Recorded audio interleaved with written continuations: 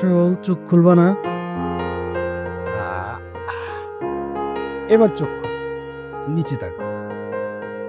ও মা, সে কি? এখানে আবার কেক কেন? আচ্ছা, আমাদের না পার্টি সেলিব্রেশন হচ্ছে, খুব বড় করে কেক কাটবো আমরা। এখানে আবার কেক কেন? জানি তো এখানে বড় সেলিব্রেশন হচ্ছে, সবাই মিলে তোমাকে সেলিব্রেট করবে। বাট এখানে শুধু আমি স্পেশালি তোমার জন্য এই সেলিব্রেশন আয়োজন করেছি। শুধু আমি তোমাকে সেলিব্রেট করব। Are you happy? Of course babes, I am so happy. আচ্ছা, আমরা দ্রুত কেকটা কেটে ফেলি, আমাদের তো আবার এনজয় করতে হবে। ওকে, ঠিক আছে, শুরু করুন। এই না, I love you. I love you too. Thank you.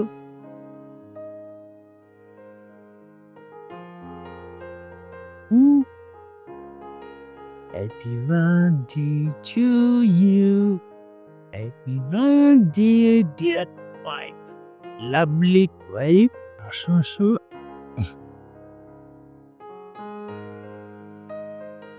তুমি খাও। চল, বাপি। ঠিক আছে, চলো।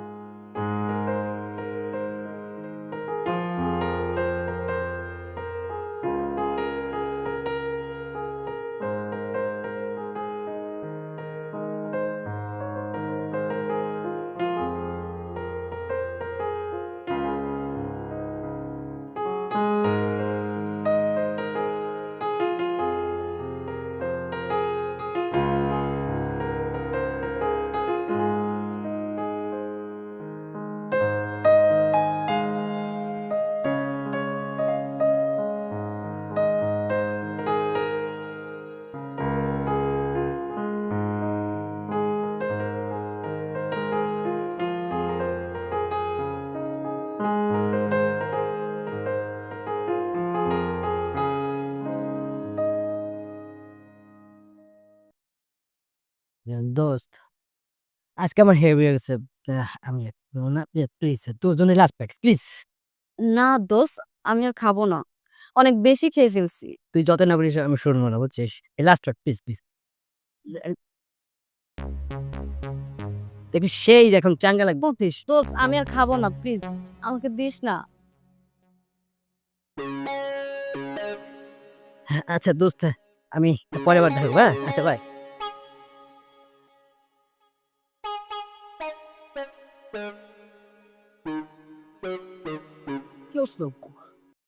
কি করতেছিস সব?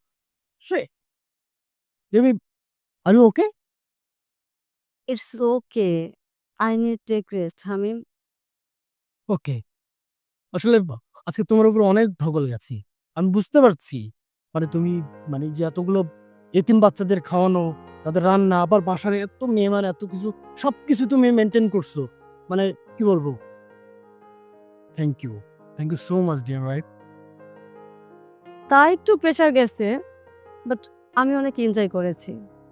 আর তুমি এত টেনশন করো না, একটু রেস্ট করেই ঠিক হয়ে যাবে। রিল্যাক্স আছো তো? ওকে ফাইন, কুল। হয়তো ভয় পেয়ে গেছে। হামিম, আজকে আমার বার্থডে, তুমি কি তাকে আসতে বলেছো? বাবা, তুমি নিচে যাও, আমি আসছি। যাও। ট্রাস্ট মি বেবি, আমি আসতে বলিনি, আমি জানি না সে আসবে।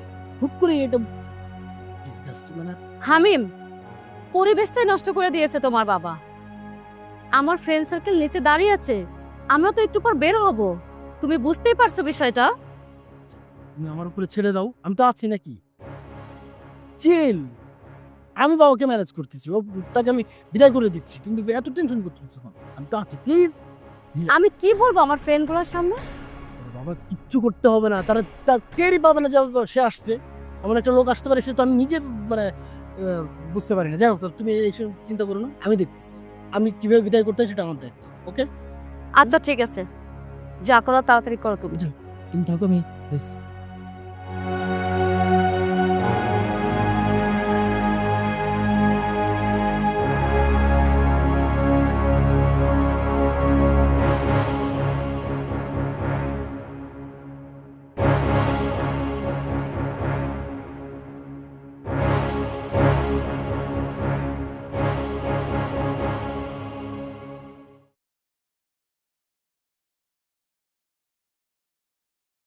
ওঠো।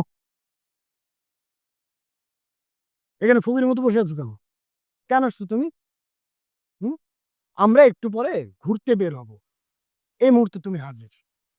আমি বুঝতে পারতেছি না আসলে আমি কি করবো, এখন তোমাকে সামলাবো না আমার ঘর সামলাবো? টাকা লাগবে তো। হুম? টাকা নেওয়ার জন্য তুমি চলে আসছো, এটা চলে আসতে হবে। এই মুহূর্তে আমার হাতে টাকা নাই, আমি যাওয়ার ভাড়া দিচ্ছি, তুমি এখন বাড়িতে চলে যাও। আমি কয়েকদিনের ভিতরে তোমার টাকা পাঠিয়ে দেবো, যাও। বাবা আসলে আমি একটা ফোন করে আসতে পারো না? আমি কোন সিচুয়েশনে আছি সেটা তোমার বোঝা উচিত। কোনো কিছু না জেনে হুট করে চলে আসলাম। তুমি বোঝো নাই। হ্যাঁ, আমি বুঝতেছি না, সবকিছু তুমি বুঝো কিন্তু এত কম বুঝো কেন? বয়সটাই হয়েছে শুধু, কিন্তু সেলস ডেভেলপমেন্ট হয়নি।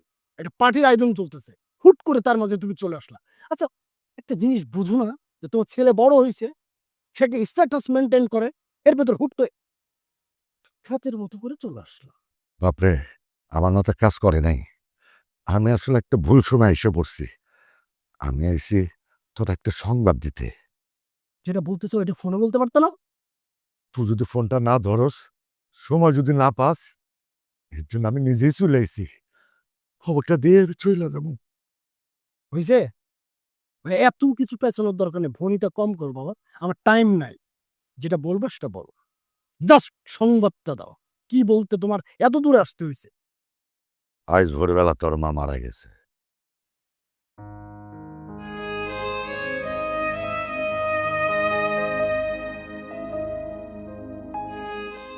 কি কি বলতেছি তুমি? বাবা বাবা, তুমি শান্ত হও। আমি তো শান্তই আছি বাবা। শান্ত যদি না থাকতাম তাহলে কান্নাকাটি করে তোমার বাড়ির পরিবেশটা নষ্ট করে ফেলাইতাম। আজান, তোমার মায়ের শেষ ইচ্ছা তার কবরে প্রথম মাটিটা তুমি দাও। কি বলতেছো এসব? বোঝার চেষ্টা করো, আসলে হয়েছে কি, তোমার বৌমার বার্থডে পার্টি চলতেছে এবং 3 দিন ধরে এটা আয়োজন চলতেছে এবং আজকে লাস্ট ডেট। আর আমার অনেকগুলো ভিআইপি গেস্ট আসবে, আমার অফিসের অনেক বড় বড় বস আসবে, আবার আমাকে অফিসেও যেতে হবে। আমি যদি অফিসে না যাই আমার বেতন কাটা যাবে, অনেক জবাব দিতে আছে। বাবা তুমি মানে বুঝতেছো না বিষয়টা, আমি আসলে তোমাকে আসলে এক্সপ্লেন করতে পারতেছি না আসলে আমি কোন সিচুয়েশনের মধ্যে যাচ্ছি, মানে কি বলবো তোমাকে। বাজান, তুমি তো কইছিলা তোমার বেতন 1.5 লাখ টাকা। আচ্ছা, একদিন অফিসে না গেলে তোমার কত টাকা কাটে? কাটে এটা জেনে তো তুমি বাদ দেবো বাবি, ওরা 1000-5,000 টাকা কাটে। বাজান, আমি এই এখানে 8,000 টাকা আনছি। 5,000 টাকা তোর একদিনের বেতন, আর বাদ বাকি টাকা দিয়া আমরা বাপ বেটা গ্রামে যাবো, হবে না?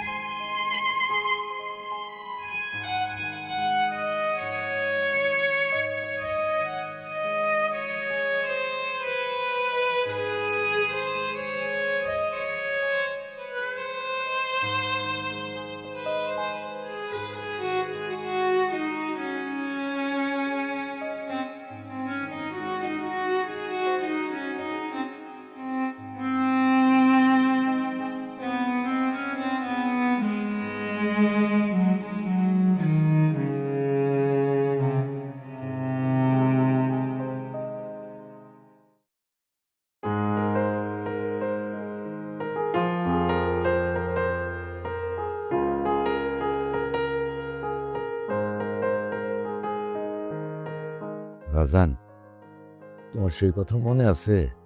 ওই যে সফু পাগলারে তুমি খুব ভয় পাইতা। একবার সফু পাগলার দেখা তুমি ভয় পায় তোমার মায়ের কোলে লুকাইছিল বাজান, মনে আছে? আর আর একবার তোমার জ্বর আইলো, এমন জ্বর ভালোই হয় না। তোমার মায় আহারে সারা দিন রাত কি যত্ন না তোমার কইরা ভালো করছিল। আহ, নাওয়া খাওয়া পর্যন্ত ভুলে গেছিল বাজার। একটা মারবো এখন আমি ফাটাফাটি। সকাল হয়েছে, পেটটা মশার দিতেছে। যাই নাস্তাটা খাইয়া লই। আহ আহ এত তেজপাতা এলাচ দে, আবার দেহ ফাস্টফুডও মিশাইছে। জাল কেমন হবে কে জানে। কাকু তুমি কাদা খাচ্ছ, না বিরিয়ানি খাচ্ছি, খাবি? এর জন্যই তো তোমাকে সবাই সাপু পাগলা বলে। তুই আমার পাগল করছিস?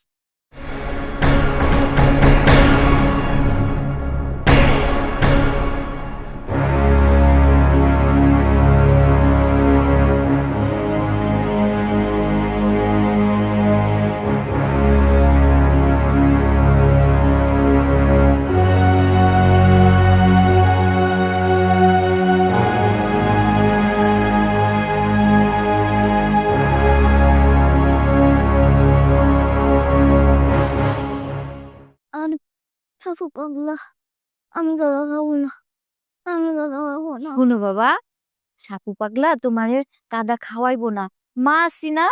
সাপু পাগলা যখন আমগো বাড়িতে আইবো না, দেখবা মা কি করি ইটের ভর্তা খাওয়াই দিবে।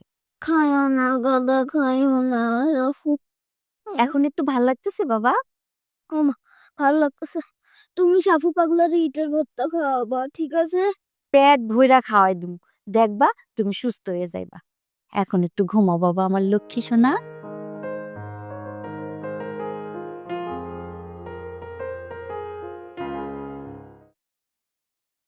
তোমার সেই মাত্রই লেগেছো।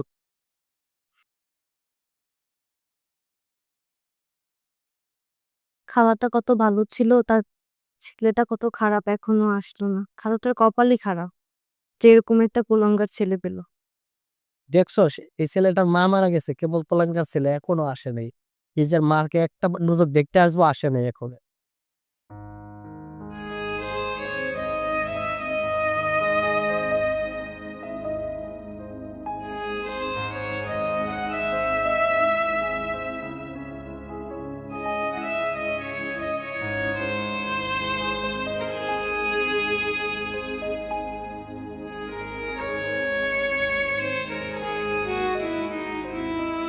ভাইরে, আইলি তো আইলি একেবারে শেষ সময় আইলি। খালাই মরার আগে তোর মুখটা শেষবারের মতো দেখার লেগে খুব আকুবাকু করতেছিল। দেখ, মায়ের মুখটা একবার দেখ। না, দেখুন লাগবে না, দাফন কাপড়ের ব্যবস্থা কর। এটা কেমন কথা কইলি? মানুষটা শেষবারের মতো চলে যাইতেছে, আর তো চাইলেও কোনো দেখতে পারবি না। দেখ ভাই, তোর কইলাম না, টাকা লাগবে না, যা। রাসেল, তোরা তো জানোস আমার পোলার মনটা খুব নরম, সামান্য তেলা চোরারও ভয় পায়। মায়ের মরা মুখ দেখার শক্তি ওর নাই রে রাসেল। তাড়াতাড়ি দাফন কাফনের ব্যবস্থা কর বাজার, তাড়াতাড়ি দাফন কাফনের ব্যবস্থা কর।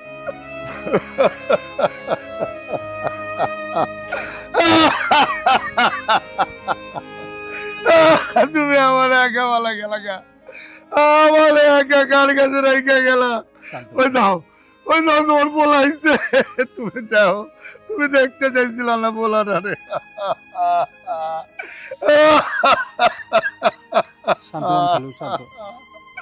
আমি কিনে আবার কার কাছে থাকবো?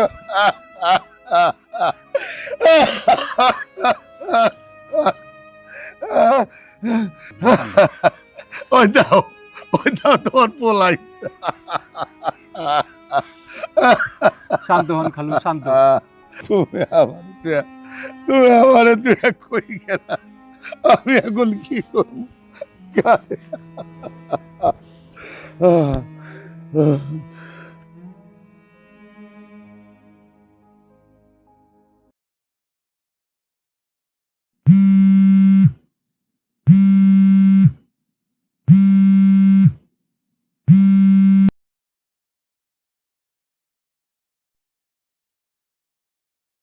হ্যালো, কোথায় তুমি?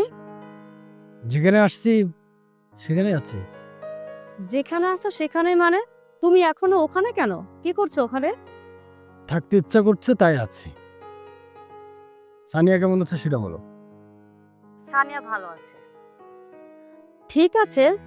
আচ্ছা, তুমি ওই গ্রামে এসি ছাড়া ঘুমোচ্ছ কিভাবে? আর ওখানে ফুডের কি অবস্থা? ওই মরা বাড়িতে তোমাকে কে খাওয়াচ্ছে? শরীরের কি অবস্থা করেছো কে জানে। তুমি এক্ষুনি রওনা করো। বিন্দি, আমি একটু পরে কথা বলি। পরে কথা বলবা মানে? এই তোমার কি হয়েছে আমাকে বলো তো। আর কথা এত আন্ডারটোনে বলছো কেন? আমি কিছু বুঝলাম না। তোমার মা একজন ক্যান্সারের পেশেন্ট ছিলেন, তিনি 2 দিন আগে পরে মারা যাবে, এটাই তো স্বাভাবিক ঘটনা, তাই না? প্লিজ স্মার্ট হামিম। আমার না এত কথা বলতে এখন ভালো লাগছে না, আমি রাখলাম। রাখি মানে? একদিন গ্রামে গিয়ে নিজের ওয়াইফের সাথে কিভাবে কথা বলতে হয় সেটাও ভুলে গিয়েছে। আসলে কয়লাকে যতই পরিষ্কার করা হোক না কেন, কখনো ময়লা যায় না। গ্রাম্য ভূত কোথাকার।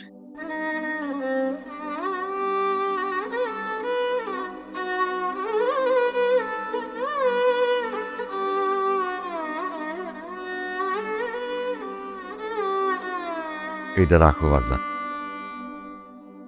এটা কি গো? এখানে 21,99,000 টাকা আছে। তুমি নাকি ঢাকা শহরে নতুন একটা ফ্ল্যাট নিছো, ওখানে নাকি এখনো 20 লাখ টাকা বাকি। 20 লাখ টাকা বাকি? ও, তুমি এটা কেমনে জানলা? তোমার মা 6 মাস আগে তোমাকে বাড়িতে গেছিল, তখন তুমি নাকি কইছিলা, শুনলাম তুমি নাকি আমার নাতনিটারে ঢাকা শহরে পড়াশোনা করে দেছ। শুনে অনেক খুশি হইলাম।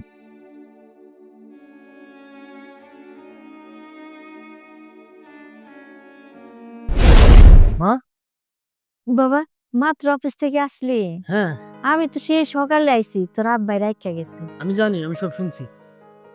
মার পাশে একটু বস না বাবা। কি বলতেছো তুমি? মানে আমি মাত্র অফিস থেকে আসলাম, ফ্রেশ নিয়ে এখন তোমার পাশে বসে থাকবে? মায়ের পাশে বসতে আবার ফেরে হওয়া লাগবে কেন?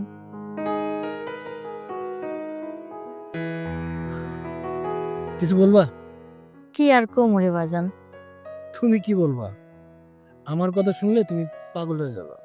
তোমরা তো মনে করো তোমার ছেলে বড় চাকরি করে অনেক ভালো আছে, কতটা ঝামেলার মধ্যে আছে তুমি জানো? ঢাকায় নতুন একটা ফ্ল্যাট কিনছি, সেখানে 20 লাখ টাকা বাকি। তোমার নাতনি বড় হচ্ছে, ওকে ঢাকায় ভর্তি করবো বলে কথা বলছি, সেখানে 5 লাখ টাকা ডোনেশন দিতে হবে। এখন যেহেতু ওকে ঢাকায় নিয়ে যেতে হবে, তো আমরা পুরো ফ্যামিলি ধরে এখন হচ্ছে ঢাকায় শিফট হবো, যার কারণে এখানে ট্রান্সফার নিতে হচ্ছে। সেই সব নিয়ে আমাকে পুরো ঝামেলার মধ্যে আছি।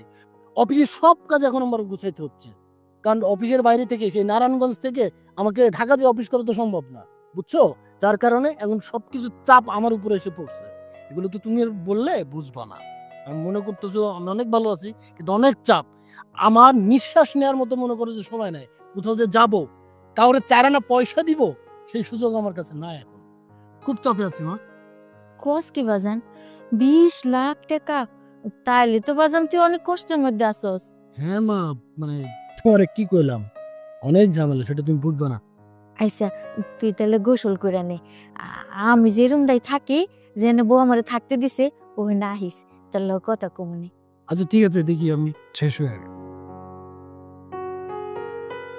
আরে 20 লাখ টাকা, কি যে করবো আমার পোলায়। আল্লাহ, তুমি আমার পোলারে সহযোগিতা করো।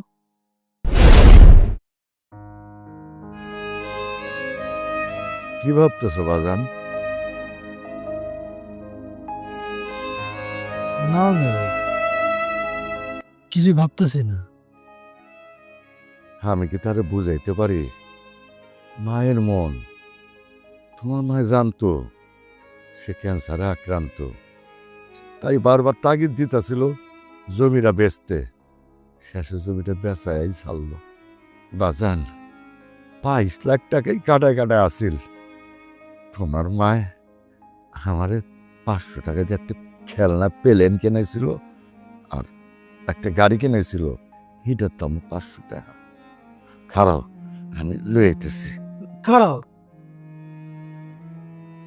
আচ্ছা মা খেলনা পেলেন কেন কিনছিল? তোমার মায়ের খেয়াল, তার শেষ সময় আমি কি আর না করতে পারি? ছোটবেলায় তোমার এইগুলি নিয়ে খেলার খুব শখ ছিল। তোমার মা সেই কথা কইতো আর কামতো। কি কো, আমার কি খেলনা নিয়ে খেলা করার বয়স আছে? তোমার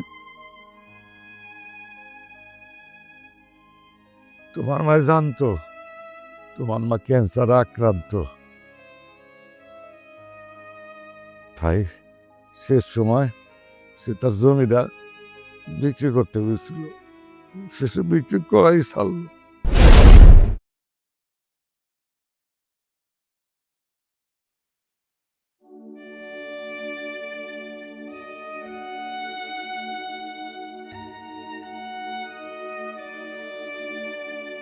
তুমি এমন মন খারাপ করতেছো কেন? আমগো তো একটাই পোলা। মন খারাপ করুন না, এর মধ্যে তুমি যে জমিটা বেচাইলা, না, ওই টাকা দেয়া আমি তোমার ঢাকা শহরে চিকিৎসা করে তুলে যাবো। তোমার কি মাথা খারাপ হয়ে গেছে গা? ক্যান্সারের রোগী কোনোদিন বাঁচে? বাঁচে না। তুমি 1 টাকাও খরচ করবা না। শোনো, আমগো পোলায় ওই শহরে ফ্ল্যাট কিনছে, এনে 20 লাখ টাকা বাকি। পোলায় আমার দিন রাত এক করে কাটতাছে, পোলার মুখের দিকে সাউন্ড যায় না। এই সব টাকা তুমি আমার পোলারে দিয়ে দিবা। পাগলামি করে না তো, তুমি আমার কথা শোনো, তুমি চিকিৎসা করাও। আমার আরেকটা কথা রাখবা, আমার এই কথাটা তোমার রাখতেই হইব। কি কথা কও? আমার পোলারে একটা বাইসাইকেল কিনা দিবা, আর একটা হইছে খেলনা পেলেন আছে না, সেই পেলেন কিনা দিবা। তুমি এসব কি হেয়ালি বনা কথাবার্তা বলতেছো কও তো? ছোট্টবেলায় আমার পোলায় যখন খেলা করতো ওই পাশের বাড়ির রাসেলের লগে, আর একটা খেলনা ওরা পেলেন ছিল, ওই পেলেনটা আমার পোলায় ধরতে গেলে ওই কায়রা নিত। আমার পোলায় খুব মন খারাপ করতো।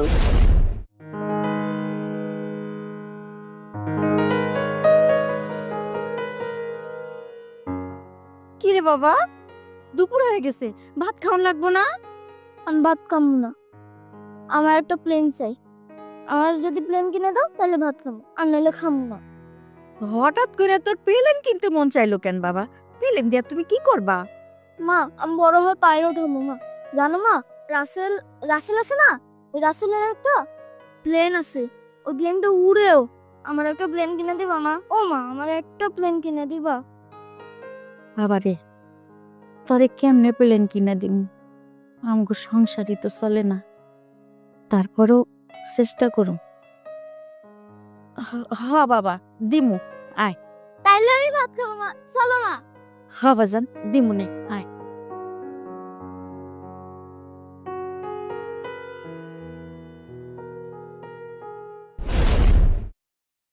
আমি না এটা বলতে পারি না, আমার তখন টাকা আসিল না, কিনা দিতে পারি নাই।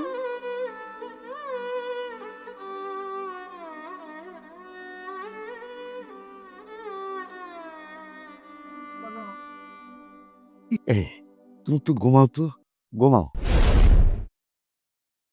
যন্ত্রণা হাই স্কুল উঠলা, তোমার বন্ধুরা সবাই সাইকেল নিয়ে স্কুলে যাইতো, তুমি 5 মাইল হাইটা যাইতা আর আইতা। আমরা তোমার স্কুল কারণে লেগে একটা বাইসাইকেল কিনে দিতে পারি নাই বাজার, তাই মৃত্যুর আগে তোমার মায়ে তোমার একটা বাইসাইকেল আর খেলনা উড়াজাহাজ কিনে দিতে চাইছে। সাইকেল? বাবা, এখন তোমার গাড়ি আছে, সাইকেলের কোনো কি করো? এই বিষয়টাও তোমার মায় আমারে কইছিল। তোমার মাই কইছিল ওই টাকার থেকে একটা সাইকেল কিনা দিতে। তোমার তো গাড়িটা রয়ে গেছে, তাই তুমি অফিস স্টেশন গাড়ি লইবা, এই সাইকেলটা চালাইলে তোমার শরীরটা ভালো থাকবে। আমি ভুল করছি বাবা, আমি অনেক ভুল করছি। আমি আমার শেষ সময়টা আমি তার মুখটা পর্যন্ত দেখিনি। ও অর্থ সম্পদ কামাইতে যে আমি তোমার প্রতি অবিচার করছি, আমি ওর মার প্রতি অবিচার করছি, আমি টাকা পয়সার পেছনে খুব ছুটতে আমি সব হারাচ্ছি। আমার সবচেয়ে বড় সম্পদ আমার মা, আমি তার হারাচ্ছি বাবা। আমার শ্বশুর সে আমার এস্টাবলিশ করছে, আমার বড় হওয়ার স্বপ্ন দেখেছি, আমি সেই স্বপ্নে বিভোর হয়ে আমি খাই টাকার পিছনে ছুটছি বাবা। তবুও বৌমাও তো বড় লোকের নয়, আমি খুব গরিবের এই বাবা অনটন সহ্য করতে পারত না। এই জন্য আরো বেশি করে ভাবছি যে আমার টাকা কামাইতে রইব। আমি তোমাকে দেখে আমার আপন জন, আমার সবচেয়ে বড় সম্পদ হারায় আমি অর্থবিত্ত ভিতরে ছুটছি বাবা। আমার তুমি মাফ করে দাও, আমি ভুল না করছি বাবা। আমি আমার মা সুযোগে তার উত্তর দেখলাম। এইভাবে কেন না বাবা, শান্ত হও, শান্ত হও। মনে হচ্ছে যেন মার কবরের মাটি সরা যদি মার কাছে ক্ষমা চাইতে পারতাম তাহলে আমি খুশি হতাম। আমি অর্থ মৃত্যুর পরে আমি আমার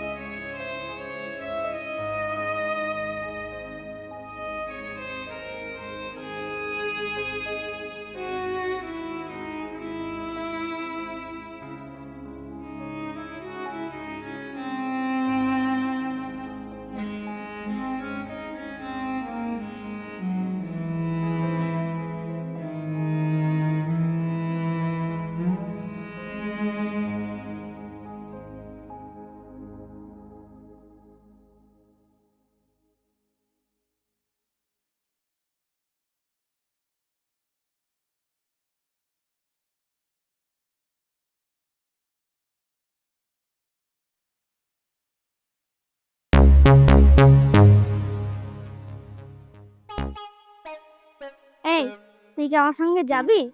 তোর সাথে কেন যাবো? তোর সাথে গেলে কি লাভ? আমার সাথে গেলে তোর অনেক লাভ আছে। কি লাভ আছে বল? আমার সাথে গেলে তোরে আমি খেলনা প্লেন কিনে দেবো। এই, আমি কেমন ছোট আছি আমি খেলনা পেলেন নেবো? তুই কি মনে করিস তুই বড় হয়ে গেছিস? হ্যাঁ, আমি বড় হয়ে গেছি, দেখতে পাচ্ছিস না? না, তুই এখনো বড় হসনি, তুই এখন আমার ভিতরে পড়ে আছিস। আর কথা বলিস না। আমার সাথে আজকে তোর যেতেই হবে। আমি তোর সাথে যাবো না, কেমন যা। তুই একটা বেঈমান সন্তান, তুই একটা খারাপ সন্তান। আয় এদিকে আয়। এই আমি যাবো না, আয়, আমি যাবো না, আয়। আমার ছাড়।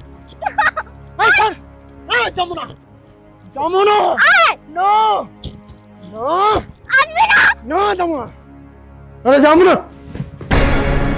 কি বাজান, কোনো দুঃস্বপ্ন দেখছস? না বাবু, তুমি ঘুমো, কিছু না। তুমি ঘুমো। তুই ঘুম, ঘুমা, ঘুমা।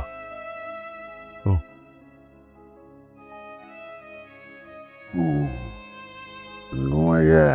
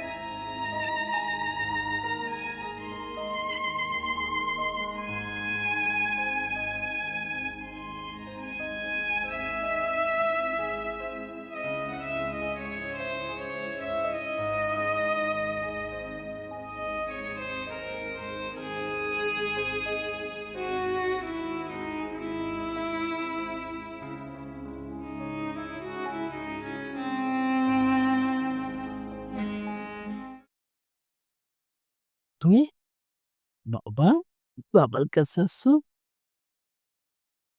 হামিম, আমি গতকাল তোমাকে কতবার কল করেছি, তুমি কি একটা বারও আমার কল রিসিভ করতে পারলে না? ফোন ধরলে কি বলতা? বলতাম আমি ছোট লোক, গ্রামের খ্যাত, আনকালচার।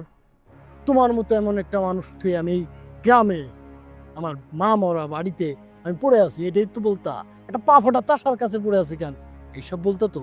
হ্যাঁ, তো ফোন ধরে বলতা যে এই ভাঙা বাড়ি থেকে উঠে নিয়ে আমারে লাক্সারি আছে একটা ফ্ল্যাটে রাখছো, এইসব বলতো তো? তারপর আর কি, আমি একটা গরিব ফকিন্নি খ্যাত, আমি তোমার ফোন ধরে নিয়ে এত সাহস থেকে পাইলাম, ছোট লাগে বাচ্চা, এই তো বলতা? না আরো কিছু বলবা? বলো। হামিম, গতকাল ভোরে ঘুমের মধ্যেই আমার মা হার্ট অ্যাটাক করে মারা যায়। এই পৃথিবীতে আমার আপন বলতে কেউ নেই হামিম। তোমাকে টেক্সট করে আমি আমার এই দুঃখ বোঝাতে পারতাম না, তাই বারবার কল দিচ্ছিলাম। আমি আমার মাকে হারিয়ে তোমার মা হারানোর কথা বুঝেছি।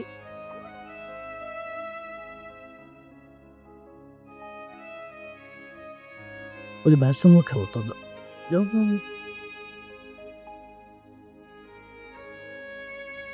সত্যি কি বুঝতে পারছো? হ্যাঁ, আমি বুঝতে পেরেছি। তুমি আমাকে ক্ষমা করে দাও হামিম। আমি তোমাকে আমাদের স্ট্যাটাসে চলতে বলেছি, তোমার বাবা মাকে ছোট করে দেখেছি।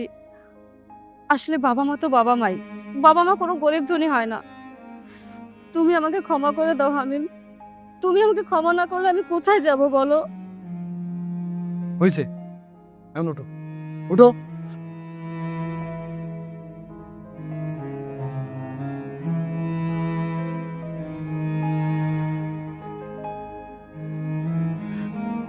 সত্যি বলছি, আপনি আমাকে ক্ষমা করে দেন, আমি ক্ষমা চাচ্ছি। না রে মা, ক্ষমা চায় আমার ছোট করিস না। আমার কোনো অভিমান নাই, আমার তো মেয়ে নাই, তোমার আমি মেয়ের মতো দেখি। কত বড় মন হলে আপনি আমার মতো অপরাধীকে ক্ষমা করতে পারেন বাবা? আপনাকে আর কষ্ট করে গ্রামে থাকতে হবে না, বাকি জীবন আপনি আমাদের সাথেই থাকবেন বাবা। কি বলো হামিম? হ্যাঁ বাবা, তোমার বৌমা ঠিকই বলছে। আসলে এই কথাটা আমি তোমার কালকে থেকে বলতে চাইছি, কিন্তু নিজের এত অপরাধী মনে হইতেছিল যে আমি তোমার চোখের দিকে তাকাই কথাটা বলতে পারি না। তোমার এখানে আমি আর রাখুন না, তুমি আমগুলোকেই থাকবা। না মা, আমি তোমাকে ওই শহরের খাঁচার মধ্যে বন্দি থাকতে পারুম না। আমি মেরে এই মায়ের স্মৃতি বুকে আগলায় বাঁচতে চাই মা। দেখো বাবাকে, ওটা খাঁচা হইব কেন? ওখানে আমি আছি, তোর বৌমা থাকবো, সানিয়া থাকবো। তুমি তো ও তোমার ছাড়া থাকতে পারবো? হ্যাঁ, দাদুর ছাড়াও থাকতে পারবো? তুমি একটু বোঝাও তো বাবার যে তুমি আমগো সাথে যাবা। আর একটি কথা বলতে পারবেন না বাবা? বাকি জীবন আপনার সেবা করে আমাদেরকে প্রায়শ্চিত্ত করতে দিন। জানি তারপরও কোনো দিন আপনাদের ঋণ শোধ করতে পারবো না। মা রে, মাঝে মধ্যে সময় পাইলে দেখতে সেই বুড়া বাচ্চারে। বাবা, তার আগে বলেন, আপনি আমাকে মন থেকে ক্ষমা করেছেন তো? তুই আমার মেয়ে রে মা, তুই আমার মেয়ে। আব্বা, হ্যাঁ আমরা যাই তাহলে। আসো হয়েছে, এই যে আম্মু গাবি তো আছে, আজ আম্মু তো সাবধান তারা পরশু দিন চলে পাশে যাবো। আচ্ছা চলুন।